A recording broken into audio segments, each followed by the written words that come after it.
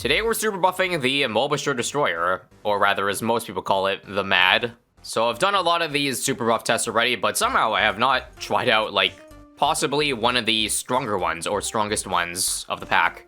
And the reason for that is, for the most part, these are solo runs, and you guys know already that the MAD packs a big punch against MOAB class balloons, but it actually sucks. It really sucks against ceramics. But I guess for the sake of testing here, we'll try anyways, and I might add a little stipulation while I do that run, which you'll see in a bit. But for now, let's test the tiers before it. So first off, just a base 000 Darling Max Buffed. How long can it last? Now, I did do some digging, and I did actually test this before, and it got to round 103. However, that was on logs, and for some reason, I didn't try the best map for Dartling guns, which is literally the map with a lot of straight lines. So I suppose we'll test and see what a map difference makes. Also, I completely forgot. We can add a Jawala Sharpening and this for some extra camo damage. And before you say it, I know I can buy increased accuracy to make it a little bit better, but this is a 000 test. Here's 98, by the way. And now the 000 Dartling is getting Pierce Cap. This is where, I guess, Resort may not be as great, because I can't snipe balloons on the last lane if there's a bunch of balloons in the way. But I still think overall maximizing Pierce is the way to go. Anyways, I do have the DPS display on to show you that the 000 Dartling is doing about 500 damage per second. That should be, yeah, not even close to leaking. And here's 1 of 3, ladies and gentlemen. Okay, I can see why I died on logs. I'll do a little bit of targeting just to click the Saram wave up. That was a little bit sloppy micro, but I'll take it. I'll take it provided I survive this round.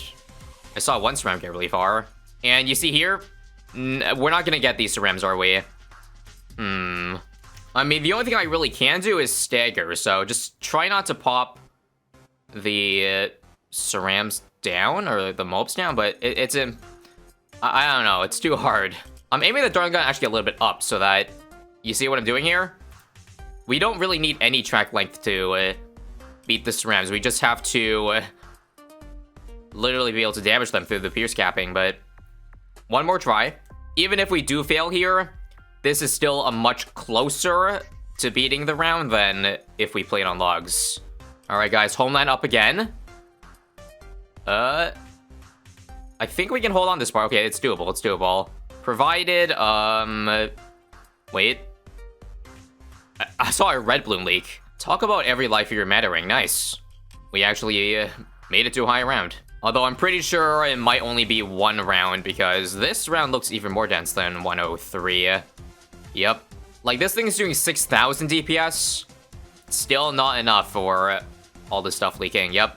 Good try. Now let's get to the real upgrades of the move path, starting with the Hydra Rocket Pods with Laser Shock. So yes, this does mean that my MAD, when I get it, will have Laser Shock.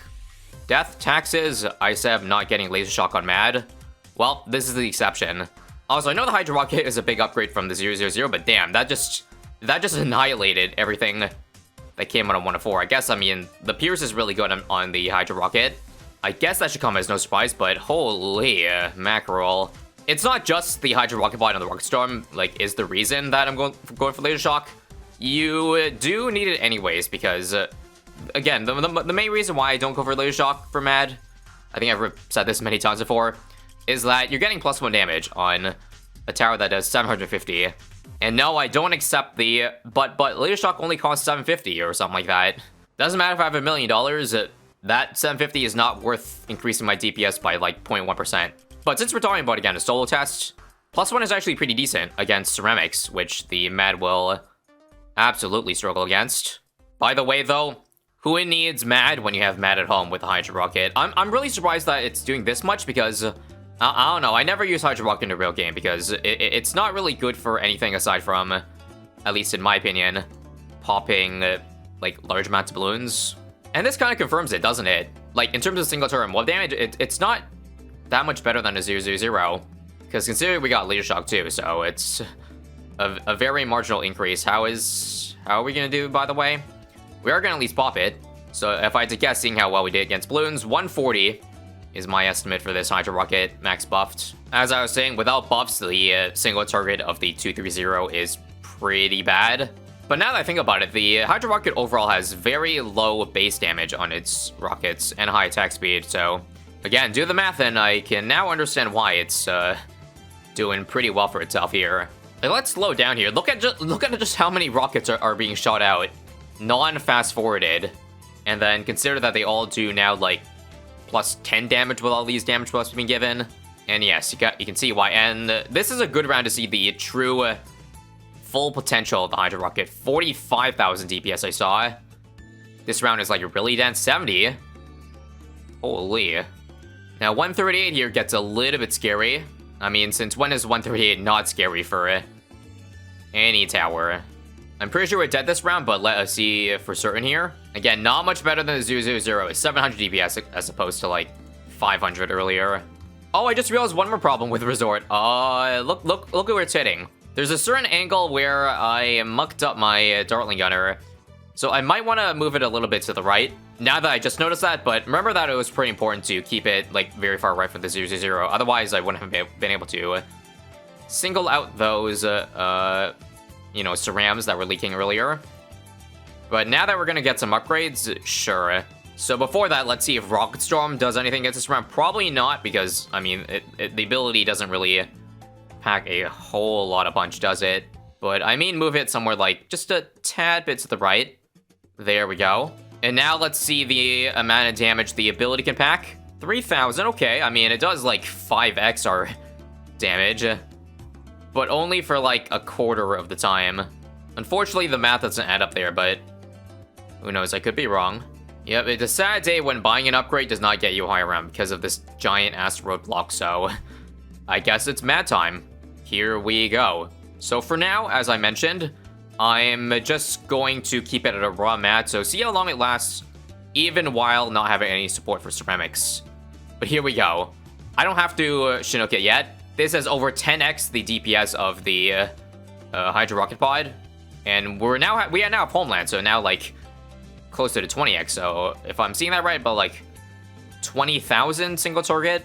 I swear other stuff like Supermines or Avatar Wrath did more than that, but I mean, we're comparing it to the best of the best there, so it makes sense. Anyways, who cares about Ceram damage being low when you literally pop every MOAB class Bloon before it even shows itself on the track? And now you're probably all curious, what does a Rocket Storm MAD look like when you give it the most amount of speed buffs possible? Well, you can't even see half the screen. I mean, don't forget too that with Monkey Knowledge, our Rocket Storm ability can stun anything that's not a bad, so that should help us a little bit more against those scary super ceramics.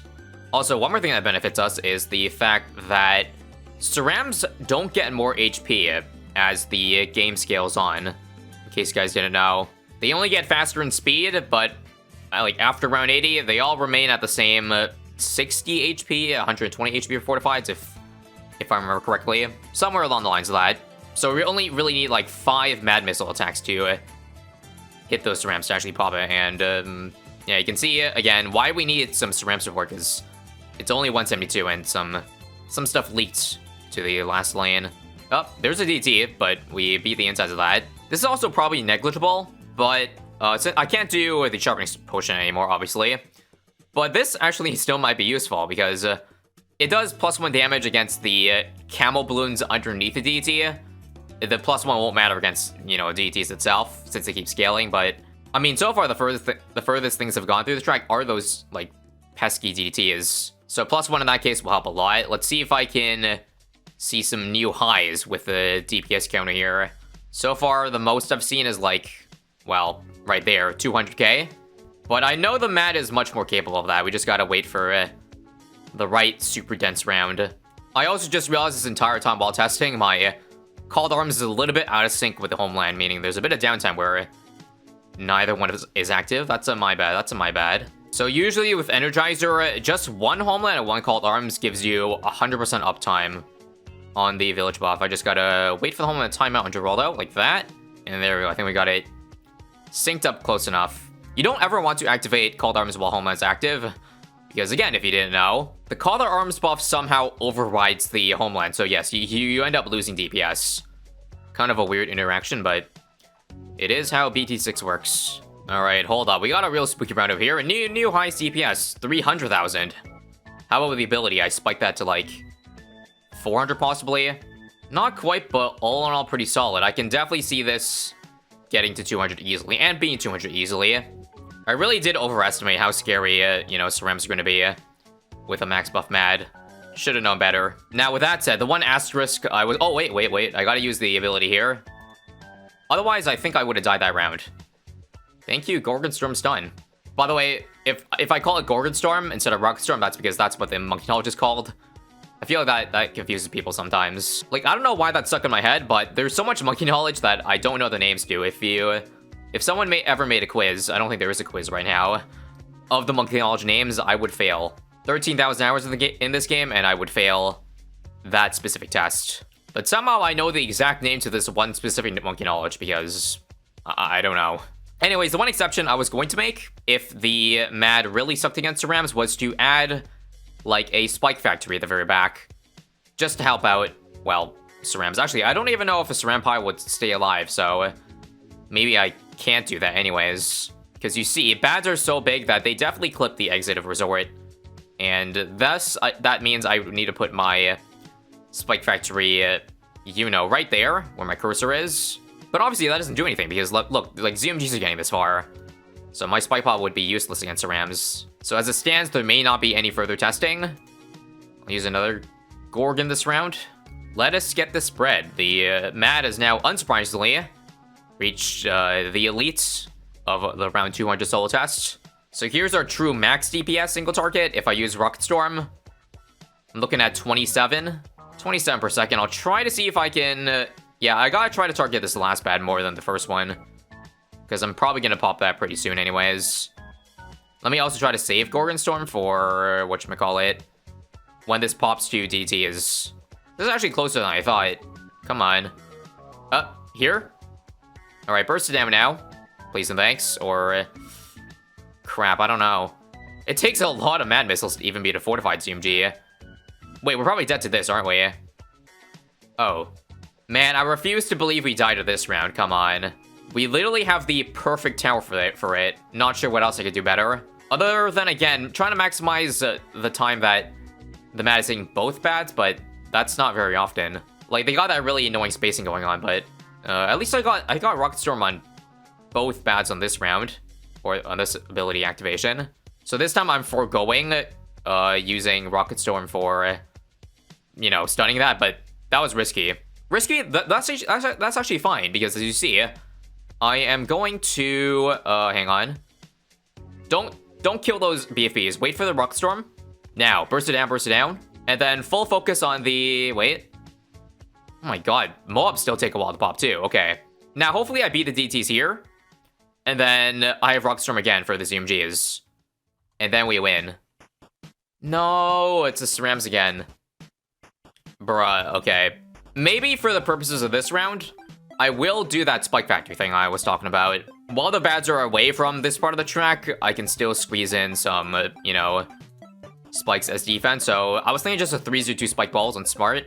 Now, let's see. It definitely does hit it, right? Yeah, 1400 damage. I mean, that's only worth 2 Mad Missiles, so it's not that overly... Oh, no, never mind. 15,000. Okay, maybe I should drop that in the middle of the round. I don't know, but as you see, that definitely makes us pop the Bloons a lot earlier, but I don't have Homeland, so I died still. Alright. One more thing before I do the Spike Factory thing again is I guess I could rejuve to refresh the Homeland ability, see if changing the timing could help, because now I can refresh and get Homeland instantly. Yeah, and now we have our Rocket Storm and the Homeland sync together, which, well, is double duty, because yes, you get more rockets from the Rocket Storm when you time it with a bunch of attack speed. And please don't die to this, thank you. Alright, I got this. Now, what should I do right here? Fine, we'll do Rocket Storm quickly, come on. Man, I gotta waste like 5 seconds on beating the ZMGs here. That's so annoying. So much lost damage on this F-Bad. Okay, so by all intents and purposes, I'm dead here. Okay, so what I could do is I could just do less damage to it. Try to wait for, I guess, Rocket Storm and Homeland again, and then burst it down in one go. So here's what I'm talking about. Let's get rid of it now. I'm assuming it's like at 5% HP. Do I get the Homeland in time? Or... No, it's too slow. Oh, you gotta be kidding me. It's so close, though. Rocket Storm? Wait, it's possible. Homeland? But if the sun wears off, it's over. Don't wear off. No! I don't know. Now, seeing how that's going, I don't want to drop Spike Factor because, again, I only wanted to do that for beating Cerams, but we're not dying to Cerams. We're dying to just hold ZMGs walking through. So, last try for real. I'm gonna give him my best shot. But unfortunately, I think everything is ill-timed such that, like, I get the Homeland ability right as the bad's about to exit.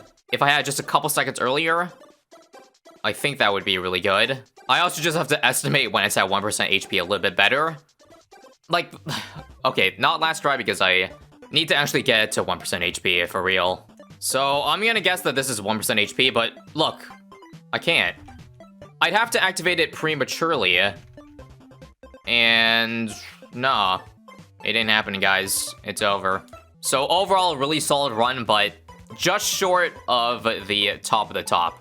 Thanks for watching, and if you want to see more Max Buff stuff, then click here. I have lots of episodes on previous Gear 5 towers I tested. See ya.